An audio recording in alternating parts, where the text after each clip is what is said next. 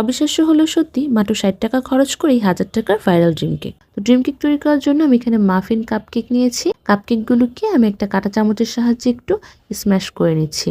যে বাটিতে আমি ড্রিম কেকটা সেট করব সে বাটির মধ্যে আমি এই কেকগুলোকে নিয়ে নিচ্ছি। একটা চামচের সাহায্যে একটু চেপে চেপে সেট করে নিব। তারপর দিয়ে দিচ্ছি সুগার সিরাপ। আমি এখানে চিনি, কফি পাউডার আর পানি দিয়ে সুগার সিরাপটা তৈরি করে নিয়েছি। তারপর দিয়ে দিব চকলেট গানাশ। চকলেট গানাশের রেসিপিটা আমার চ্যানেলে আগে থেকে আপলোড করা আছে, আপনারা চাইলে দেখে নিতে পারেন। আমি এর লিংক ডিসক্রিপশন বক্সে দিয়ে দেব। চকলেট গানাশটা দিয়ে ডিপ ফ্রিজে আমি কিছু সময়ের জন্য সেট হতে রেখে দিচ্ছি।